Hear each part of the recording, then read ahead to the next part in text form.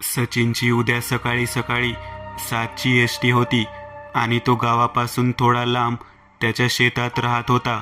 त्याचं शेत गावापासून 3 किलोमीटर लांब होतं.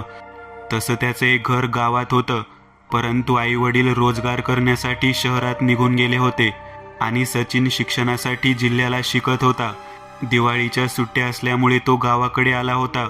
आईवडिलांनी 2च दिवस कंपनीतून सुट्टी होती आणि त्यामुळे त्यांनी गावाकडं येणं टाळलं आणि सचिनला गावाकडं आजी आजोबांकडे जायला सांगितलं. आजी आणि आजोबा शेती करत होते आणि ते शेतातच राहत होते आणि सचिनचे आई वडील गावातील घरात राहत होते. सध्या ते बाहेर असल्यामुळे ते घर बंदच होतं. आता सचिनची उद्या सकाळी 7ची एसटी असल्यामुळं त्याला शेतातून सकाळी एसटी पकडणे अवघड होते आणि महत्त्वाचे म्हणजे जी एसटी बाजूच्या गावावरून होती आणि ते गाव सचिनच्या गावापासून 4 किमी होते, परंतु शेतातून तिकडे जाण्यासाठी सोय नव्हती आणि गावातून बाजूच्या गावाला सकाळी सचिन पोहोचू शकत नव्हता. म्हणून त्याने एक निर्णय घेतला आणि त्याने गावातील घरात झोपायचं ठरवलं. आणि ही गोष्ट जेव्हा त्यानं त्याच्या आजोबाला बोलून दाखवली तेव्हा आजोबा भीतीने थोडे गांगारून गेले. कारण जास्त प्रमाणात नाही, परंतु थोडी भीती त्यांच्या मनात आली. कारण सचिनचे गावातील घर म्हणजे एकदम टोकाला होते आणि ह्या काळात जवळजवळ त्याच्या घराच्या बाजूची सगळीच माणसं फॅक्टरीला गेली होती आणि तिकडं कोणीच नव्हतं. आता अजून एक गोष्ट म्हणजे तिकडं रात्री काहीतरी भयावह गोष्टी लोकांना ऐकायला भेटत होत्या आणि त्या सचिनच्या आजोबांच्याही कानावर आल्या होत्या. परंतु शेवटी नाही हो म्हणून सचिन गावातील घरी झोपायचे पक्के करून घेतले आणि त्याने आजोबाला सांगितले की काळजी करू नका, मी माझ्यासोबत अर्जुनलाही सोबत बोलावतो. ही गोष्ट ऐकून आजोबाला जरा धीर आला आणि ते दोघं झोपायची तयारी करून निघाले. रात्री मस्तपैकी दोघांनी जेवण केली आणि दोघं झोपण्यासाठी घरी गेले. घर उघडून झाडून झुडून करून झोपायची तयारी केली आणि थंडीचे दिवस असल्यामुळे रात्री गप्पा मारत मारत दोघेही 10:30 वाजता झोपी गेले. रात्री अचानक अर्जुनला कसल्या तरी आवाजाने जाग आली. फरफर असा आवाज येत होता की कोणीतरी पाय फरफटत आहे. जणू काही त्याला चालायचे आहे, परंतु पाय उचलत नाही आणि अजून कोणीतरी विवळत आहे आणि थंडीने कुडकुड करत आहे, म्हणजे कोणीतरी म्हातारा माणूस. आणि तो आवाज नेमका घराच्या बाहेरून येत होता. आणि एवढ्या रात्री कोण असेल आणि नेमके आपल्या दारापुढे आहे या विचाराने त्याच्या मनात भीती आली. अर्जुनने हलवून सचिनला उठवले आणि त्याला तो आवाज ऐकायला सांगितलं आणि सचिनलाही तो आवाज ऐकू येत होता. आणि जशी या दोघाला जाग आली तसा तो आवाज अजून वाढत गेला आणि जवळजवळ येत आहे असे वाटू लागले. आता दोघांनाही भीती वाटू लागली, कारण त्या दोघांशिवाय त्यांच्या गल्लीत कोणीच नव्हतं आणि हा आवाज एखाद्या म्हाताऱ्या माणसाच्या कन्यासारखा होता. दोघेही आता खूप घाबरली आणि आपापल्या परीनं मनात विचार करू लागली की हे काय असेल. तो आवाज आणखीन तीव्रतेने येतच होता आणि आता तर असे वाटत होते की कोणीतरी अगदी घराच्या दरवाजाजवळ आहे, अगदी बाहेर उभे आहे. आणि या दोघांची पाचावर धारण बसली. दोघेही अंथरुणात तोंड खुपसून बसली आणि आता अचानक आवाज शांत झाला आणि इतकी शांतता पसरली की ती जीवघेणी वाटू लागली. आणि अजून मी ऐकायला भेटेल याची दोघं कल्पना करू लागले. आणि अचानक दरवाजावर जोरजोरात थापा पडू लागल्या आणि इकडं दोघं भीतीनं थरथर कापू लागले आणि अक्षरशः त्यांची अंग भीतीनं उडू लागली. आणि अजून जोरात कन्याचा आवाज येऊ लागला आणि जोरजोरात कोणीतरी रडू लागले. आणि एक हळू परंतु घोगऱ्या आणि थोड्या रडक्या आवाजात एक हाक आली, पोरांनो, लय थंडी वाजती यार, मला बी घ्या आतमध्ये. आणि एकच हसण्याचा आवाज घुमला, ए पोरा हो, घ्या की मला आतमध्ये, मला माहीत आहे तुम्ही हा इथं, म्हणूनच तर आले म्या. आणि इकडं सचिन आणि अर्जुनचे डोळे पांढरे झाले, म्हणजे जे ऐकलं होतं ते खरं होतं. काही दिवसांपूर्वी गणेश, सचिन जरा जपून राहा बरं का. का रे, असं का म्हणतोस? अरे मी असं ऐकलं आहे की त्या अमोलची आजी दगडूबाई, जी 2 महिन्यांपूर्वी आजाराने गेली, ती आता लोकांना तुमच्या गल्लीत फिरताना दिसली आहे. आणि त्या सीताराम अण्णाला तर ती बोलली, म्हणत होती की अण्णा, अरे मला माझ्या घरी सोड की र, माझं घर मला सापडं नाही र. आणि अण्णा तिथंच चक्कर येऊन पडले. म्हणून म्हणतो जपून राहा. आता म्हणजे गण्या म्हणत होता ते खरं होतं, म्हणजे ही दगडू म्हातारी आहे. अरे देवा, सचिन म्हणाला. आणि दोघेही आता भीतीने पांढरे फटक पडले. बाहेरील दरवाजावर थापा अजून चालूच होत्या आणि अजूनही तो गुरगुरण्याचा आवाज चालू होता. काय करावं काही सुचत नव्हतं. आणि अचानक सचिनला आठवण झाली की त्याच्या देवघरात आंबाबाईची परडी आहे. आणि त्या परिस्थितीत घाबरून न जाता सचिन पळत जाऊन देवघरातली परडी घेऊन आला. दोघांनीही त्यातील कवड्याच्या माळा गळ्यात घातल्या आणि त्यात एक लहान पुस्तक होते ज्यात आंबाबाईची आरती होती. आणि त्या दोघांनी न भीता ती आरती म्हणायला सुरू केली. आणि अचानक बाहेरील गुरगुरण्याचा आवाज वाढून कमी झाला आणि आवाज दूर दूर होऊ लागला. असं वाटत होतं की दरवाजावर जे कोण होतं ते लांब गेलं आहे. परंतु ही पोरं जेवढी घाबरली होती त्यापेक्षा निडर होती. आणि नेमके भूत असते कसे हे बघायची जिज्ञासा, कारण त्यांना असं वाटत होतं की शेवटी असली तरी ही आपली दगडू म्हातारी आहे आणि आपल्याला काही नाही करणार. त्यांनी गळ्यात कवड्याची माळ घालून बाहेर जायचे ठरवले. दरवाजा उघडला आणि बाहेर गेले आणि सगळीकडे बघितलं, परंतु बाहेर कोणीच नव्हतं. परंतु अचानक त्यांना रडण्याचा आवाज आला आणि त्यांनी सूरजच्या पत्रात बघितलं. कोणीतरी तिथं उभं राहून दोघांकडं बघून रडत होतं आणि मध्ये काळे दात दाखवून हसत होतं. चेहरा पांढरा फटक पडला होता. आणि अखेर ह्या दोघांनी भीतीने तर फाटली आणि तराटच दोघं घरात पळाले आणि अंथरूण अंगावर घेऊन आरती म्हणू लागले. दोघांनाही कधी झोप लागली कळलं नाही.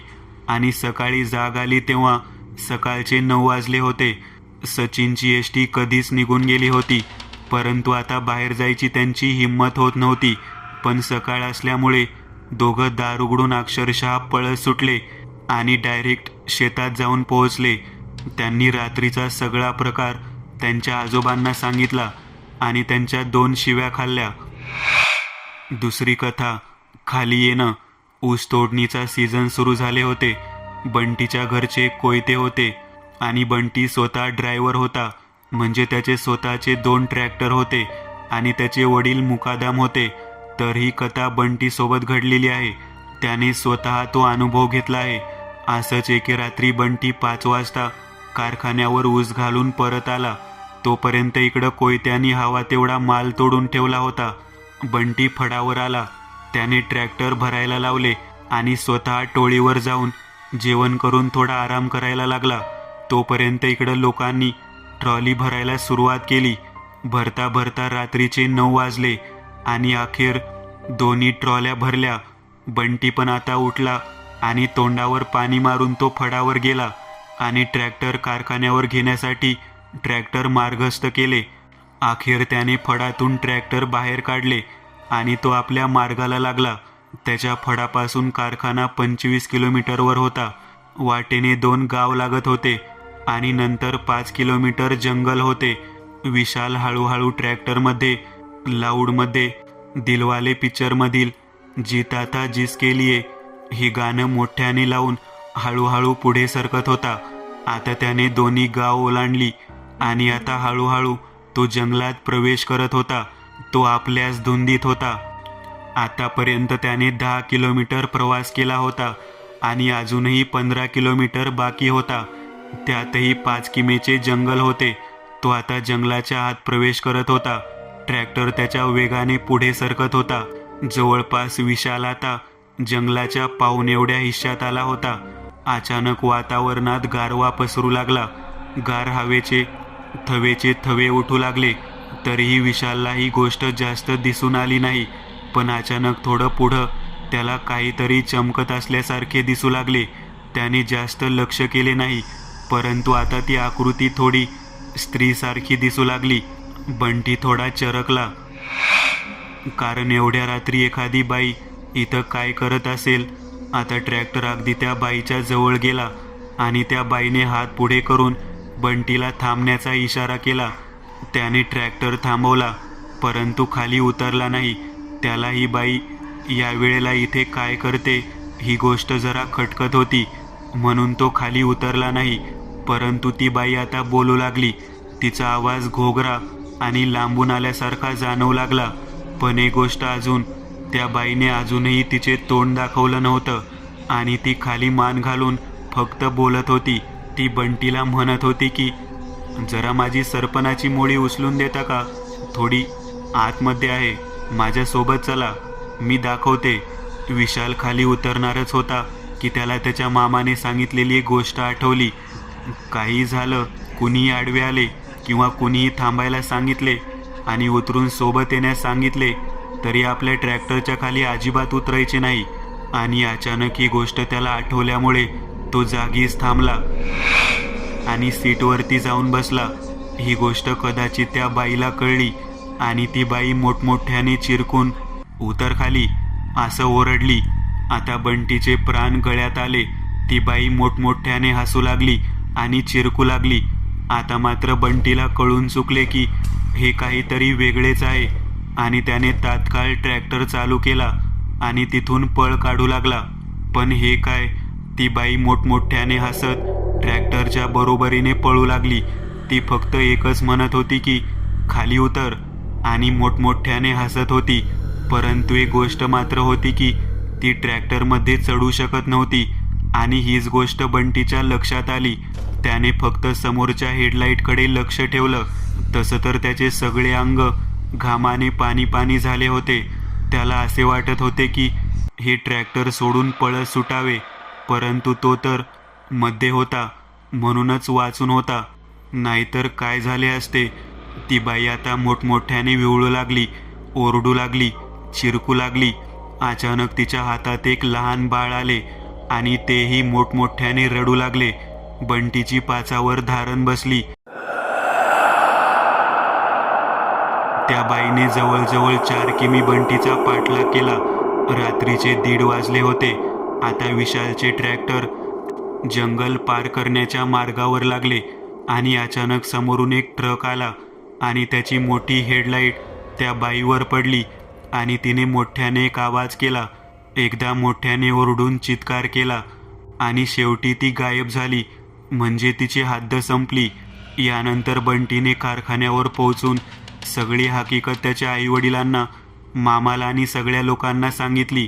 तेव्हा बंटीच्या लक्षात एक गोष्ट आली की ती तिची हद्द संपली की बाहेर येत नाही आणि अजून तसल्या गोष्टीवर प्रकाश पडलेला सहन होत नाही आणि म्हणूनच ती ट्रॅक्टरच्या समोर येत नव्हती. सगळ्यात महत्त्वाचे म्हणजे त्याच्या ट्रॅक्टरमध्ये गणपती बाप्पाचा फोटो होता, म्हणून ती ट्रॅक्टरमध्ये येऊ शकत नव्हती.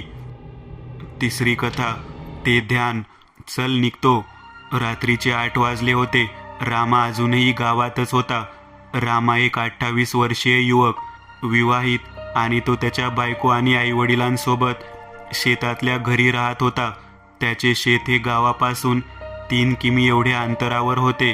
आज काही कामानिमित्त रामा गावात आला होता.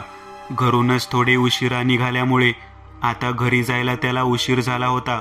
म्हणजे 8 वाजले असूनही तो अजूनही गावातच होता. त्यामुळे त्याला घरी जायची ओढ लागली होती. शेवटी 8:45 वाजता त्याचं गावातील काम संपलं आणि तो घरी जाण्यासाठी निघाला. तसे संभाने त्याला हटकले. संभा म्हणत होता की आजची रात्र तू माझ्या घरी थांब, खूप उशीर झाला आहे. उद्या सकाळी लवकर निघून जा, उद्या सकाळी लवकर निघून जा. परंतु रामाने त्याचे आभार मानून शेवटी तो नाही म्हणून घरी जाण्यास निघाला. सांभाळून जा, संभा म्हणाला, काळजी करू नकोस. आणि तो घरी जायच्या वाटेवर निघाला. रामा गावच्या बाहेर पडला. तसा हा रस्ता काही त्याच्यासाठी नवीन नव्हता, परंतु इतक्या रात्री तो खूपच कमी वेळा ह्या रस्त्याने गेला होता. त्यामुळे त्याच्या मनात थोडी भीती निर्माण झाली होती. चालत चालत तो स्वतःशीच विचार करत चालत होता. त्याची नजर वर आकाशाकडे गेली आणि त्याला एक गोष्ट लक्षात आली की आज अमावास्या आहे आणि म्हणूनच संभा त्याला घरी थांबण्यास सांगत होता. तसा रामा काही भित्रा नव्हता कधी कधी तो रात्री एकटाच शेतात पाणी धरायचा. वेळ पडली तर शेताची निगराणी करण्यासाठी तो एकटा त्या बाजूच्या बांधावर थांबायचा. त्यामुळे त्याच्या मनात यावेळेस जास्त काही भीती उत्पन्न झाली नाही. झपाझप पाऊल टाकत तो शेताकडे निघाला होता. एकदा स्मशानभूमी ओलांडली की होती नव्हती ती भीती पण जाणार होती. एकदाचा तो स्मशानभूमीजवळ येऊन पोहोचला आणि अचानक त्याचे पाय जागेवरच थांबले. रामाची नजर स्मशानभूमीच्या कोपऱ्यावर गेली. तिथं काहीतरी धुरकट अशी आकृतीची हालचाल त्याला जाणवली आणि त्याच्या अंगावर भीतीने काटा आला. हे मी असेल, कोण असेल याचा विचार त्याच्या डोक्यात आला आणि त्याची थांबलेली पावलं उचलण्यास सुरुवात केली. ती जी काही आकृती होती तिची हालचाल आता थोडी जवळजवळ असल्यासारखी त्याला वाटत होती, परंतु त्याने त्याचे पाऊल थांबू दिले नाही. तो झपझप पाऊल टाकत चालत होता आणि अचानक रामाला त्याच्या नावाने घोगऱ्या अशा आवाजात हाक आली, रामा थांब. आणि आता रामाची भीतीने घाबरगुंडी उडाली. त्याला आपल्याला कोणी हाक मारली हे कळत नव्हतं आणि अजून एकदा त्याला त्याच्या नावानं मोठ्याने हाक आली आणि आता रामा पुरता गळून गेला.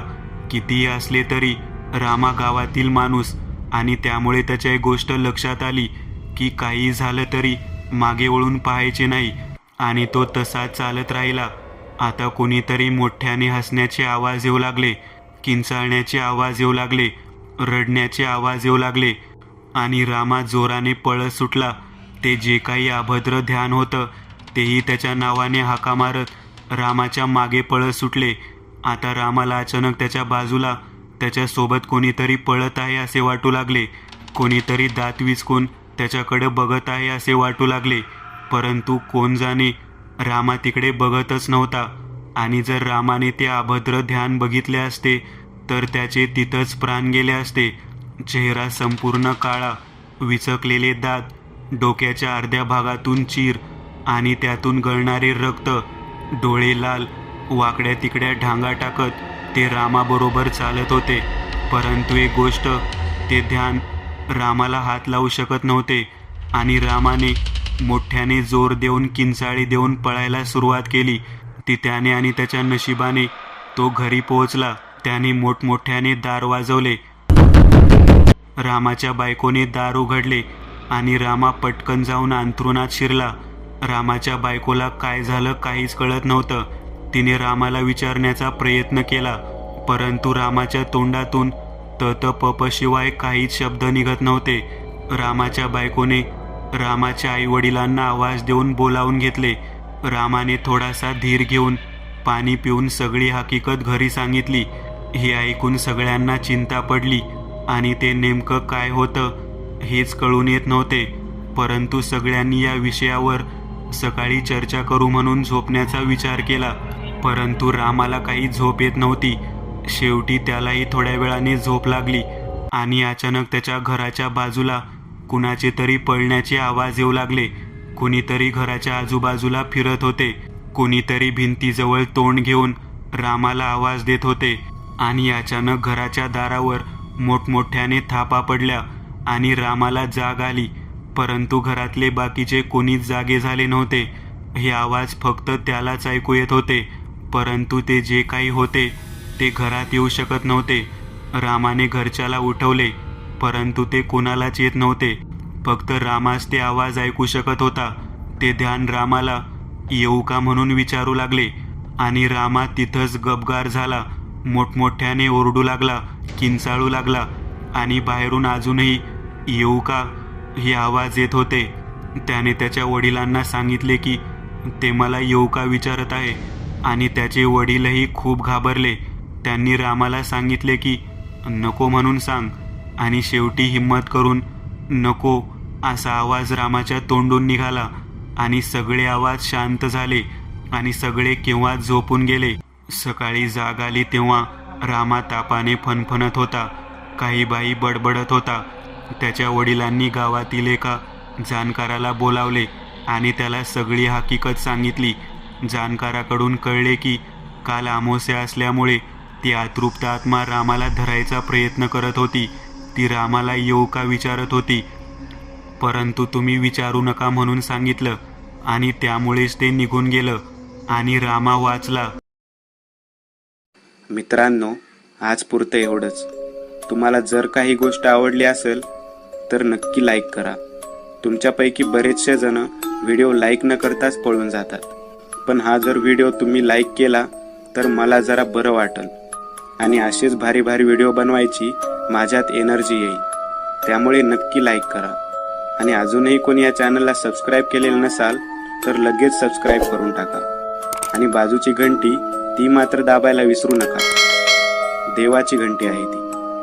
चला तर मग पुन्हा भेटूया अशीच एक आगळी वेगळी गोष्ट घेऊन पुढच्या